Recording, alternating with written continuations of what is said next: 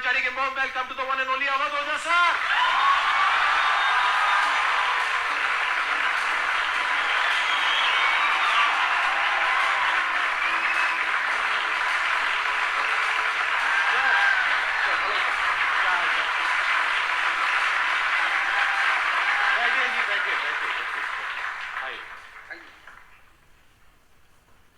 इससे पहले कि ऑडियंस आपसे कुछ क्वेश्चंस पूछे, मेरे माइंड में एक क्वेश्चन आ रहा है. आईएएस में कितने लोग हैं जो हर साल उसके लिए अपीयर करते हैं? 5 से 6 लाख के आसपास. और सीट्स कितनी है?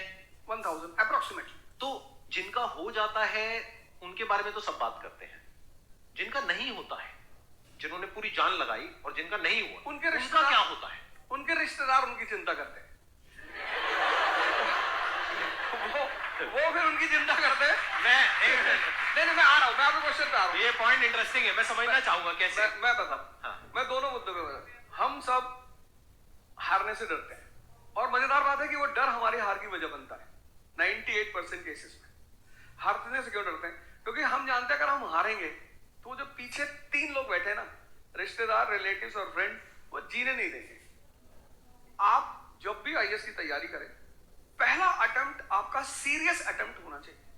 आपने तैयारी किया, बेसिक्स तैयार किए, आपने एडवांस्ड कोर्स तैयार किया, आपने कम से कम मेंस के 1000 आंसर्स लिखे हैं और मिनिमम 10,000 प्रीलिम्स के क्वेश्चंस आप सॉल्व कर चुके हैं. तब आप एग्जाम देने जाइए. सिर्फ एक अटेम्प्ट दीजिए. जिसने भी पहला अटेम्प्ट सीरियस दिया, उसको दोबारा तैयारी नहीं करनी पड़ती, रिवीजन करना पड़ता है. भाई आप देखो ना, जितने सारे सेलेक्ट लड़के होते हैं उसमें बहुत सारे नौकरी कर रहे होते हैं, जॉब कर रहे होते हैं. कुछ लोग मुझसे पूछते हैं, सर जॉब करते वक्त तैयारी हो सकती है? नहीं, जॉब करते वक्त तैयारी तो नहीं हो सकती. जॉब करते वक्त रिवीजन हो सकता है. 3 hours per day, 4 hours per day. तो मेरी एडवाइस ये है, क्योंकि ये एक बहुत रिस्की खेल है ये. मैं खुद ही बाहर हुआ, और फिर मैं कितने लोगों को देखता हूं जो 5-5, 6-6 अटेम्प्ट के बाद बाहर होते हैं. तो जिनको भी इस गेम में शामिल होना है, एक अटेम्प्ट सीरियसली आपका होता है, बहुत अच्छा है. आपको मैक्सिमम रिस्क लेना है तो आप 2 ले लो. उसके बाद अपना काम शुरू करो, जो आपका सेकंड लाइन थॉट था. कोई लॉयर बनना चाहता है, कोई मेडिकल लाइन में जाना चाहता है, कोई मतलब जो भी आप एंटरप्रेन्योर बनना चाहते हैं, आप करो, लेकिन अपने वो रिवीजन वाले 4 आवर बचा के रखो. आपने कितने अटेम्प्ट्स दिए थे सर? 4 अटेम्प्ट्स आपने दिए थे. और आपने कहीं से कोचिंग ली थी, यानी लाखों रुपए दिए थे कोचिंग में? नहीं, तब लाखों नहीं थे, तब हजारों थे. अच्छा, हजारों रुपए आपने खर्च करे थे, और आप एक मिडिल क्लास बैकग्राउंड से थे. तो टोटल 4 साल में आपका कितना पैसा लग गया होगा? रहना, खाना, पीना, और आपने तो पूरी तैयारी करी होगी, साथ में कुछ और नहीं किया होगा. I think so. कुछ नहीं किया. तो कितना आपका 4 साल में अच्छा खासा पैसा? 5-6 लाख रुपए लगे. 5-6 लाख रुपए उस समय लगे. आज के समय पे अगर किसी को कोचिंग लेनी है तो आई थिंक इससे 3-4 गुना, 5 गुना आराम से लगेगा. आराम से. तो 15-20 लाख रुपए उस इंसान का लग गया, और वो है एक मिडिल क्लास बैकग्राउंड से. अब वो कहीं ऐसा तो नहीं कि वो ना यहाँ करा ना वहां करा 4-5 साल बाद? हाँ, वही मैंने कहा कि अब आप, जो हमारे समय तो ठीक था, अब आप रिस्क पूरा नहीं ले सकते. You have to be cautious.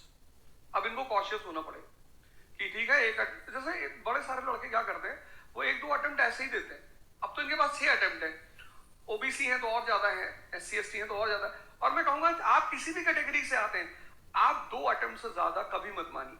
ये पॉइंट बहुत अच्छा है कि आइडियली आपको अपने माइंड में ये रखना है कि एक ही अटेम्प्ट है मेरे पास में. मैक्सिमम अगर आपकी फैमिली अफोर्ड कर सकती है तो 2 अटेम्प्ट है. उसके बाद में अपने काम पे ध्यान देना है, और इसको एज अ रिवीजन की तरह देखना है. मतलब इसको साथ साथ में चलाना है. ये नहीं कि अपने 5 साल या 6 साल लाइफ के सारे यही निकाल दिए और सारा पैसा घर वालों का लगा दिया, या उन्होंने खेत बेच दिया, या लोन ले लिया. ऐसी बहुत कहानियां मैंने सुनी है सर लोगों की, और बहुत ही दर्द होता है ऐसी कहानियां देख करके. ऐसे लोगों की जो कहानियां हैं उसको सुन करके बहुत ही बुरा लगता है अंदर से.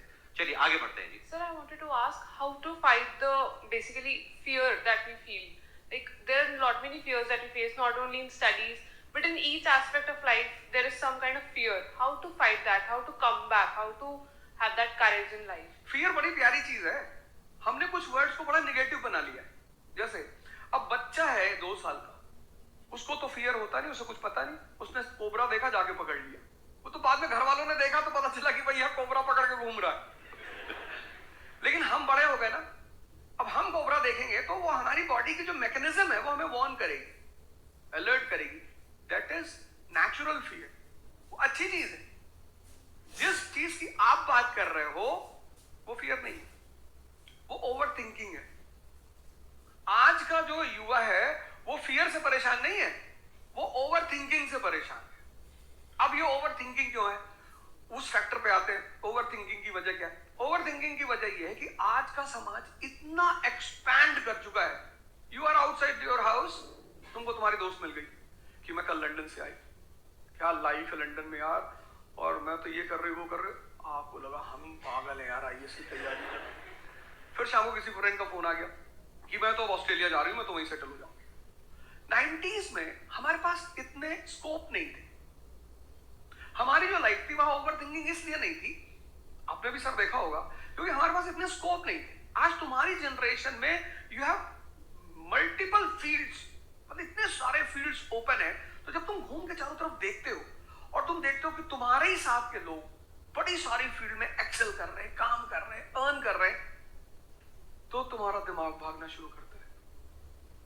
फिर क्या होता है, हमारे पेरेंट्स हमसे ज्यादा ओवर थिंकिंग करते हैं, क्योंकि बड़े हमको लेकर कॉशियस होते हैं। हाँ। एक हमने ओवर थिंकिंग की, हम अपना संभाल ले किसी तरह, हम घर के अंदर गए, मम्मी रो रही कि वो निशा मिली थी, 20 लाख का पैकेज है उसका। दूसरा प्रेशर तुम्हारे ऊपर आ गया। ये जो प्रेशर हम मल्टीपल फेस करते हैं, तो एक तुम्हारा प्रेशर, एक माँ बाप का प्रेशर। पता लगा बुआ जी ने रात में फोन कर दिया, क्या कर रही हो जी? तुम सारे लोग प्रेशर से लड़ रहे हो इस वक्त, मल्टीपल फ्रंट पे। ये कोई फियर वर्ड नहीं है। ये प्रेशर दूर कैसे होगा, इस पे थोड़ी सी बात कर लें। जहां इंटरनल ताकत है वहां कॉन्फिडेंस है। आज का युवा क्या कर रहा है, बादाम का तेल लगा रहा है, बादाम की क्रीम लगा रहा है, बादाम का साबुन लगा रहा है, खारा गुटका।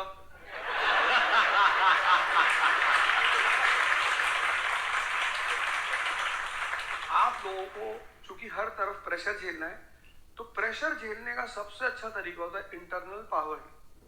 तभी तो मैं जहां भी जाता हूं एक चीज रिपीट करता हूं, योगा करो, ध्यान करो।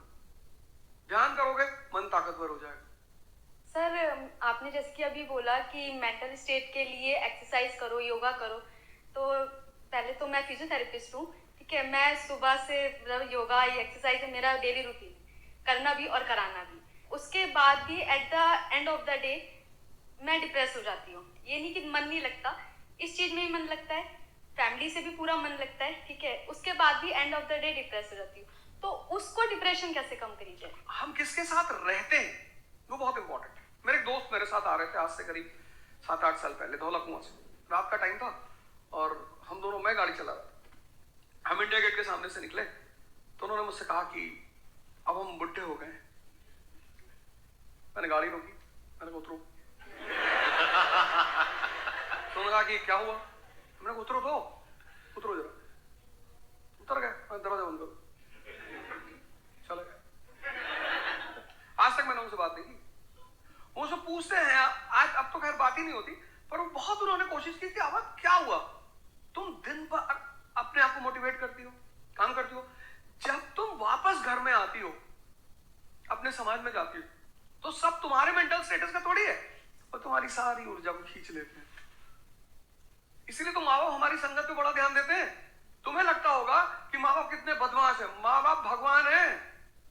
उनका एक्सपीरियंस तुम अपने दोस्तों को लेके जाया करो उनके सामने।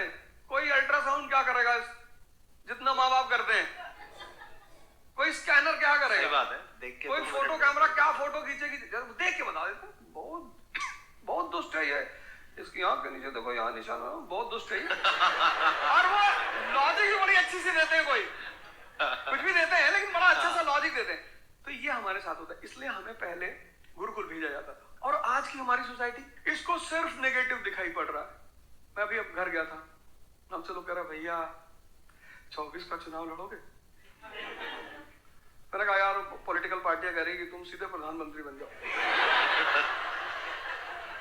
अननेसेसरी परेशान किए होगा, अननेसेसरी दूसरों से मत। और ये एक जगह का नहीं है, ये यूनिवर्सल हो चुका है। तुमने कह दिया कि मैं आईएएस की तैयारी कर रही हूं, पर नहीं होता किसी का। तिवारी जी की लड़की दी थी, 2 साल बाद पागल हो गई। तुम इतने डिप्रेस समाज में रह रहे हो। वो तो महेश्वरी जी जैसे लोग हैं जिन्होंने बहुत लोगों को जिंदा कर रखा है।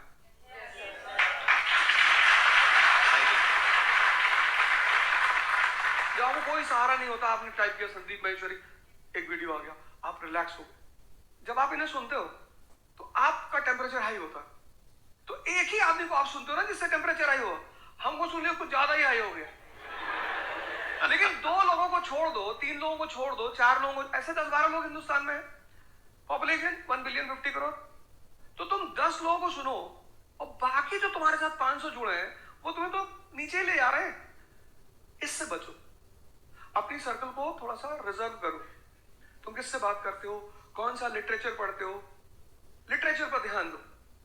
जैसे मैं रश्मिरथ पढ़ता रहता हूं, खाली हुआ, प्रसादों के कनकाब शिखर होते कबूतरों के ही घर। ये जो बड़े बड़े मकान है, कभी किसी बाज को यहां रहते हुए देखा? कबूतर रहते हैं। क्या लाइन है, प्रसादों के कनकाब शिखर, कितने मतलब महलों के जो बड़े बड़े शिखर उसमें सिर्फ कबूतर रहते हैं। प्रसादों के कनकाब शिखर होते कबूतरों के ही घर। महलों में गरुड़ न रहता है, कंचन पर कभी न सोता। कंचन मतलब सोना। लग्जरी नहीं चाहिए। तुम लोग इतनी लग्जरी चाहते हो, लग्जरी आदमी को मेंटली कमजोर बनाती है। मैं आश्रम में था, मैंने ज्यादा खाना खा लिया। मेरा एक नियम है, नो एक्सरसाइज नो फूड। अगर मैं एक्सरसाइज नहीं करूंगा तो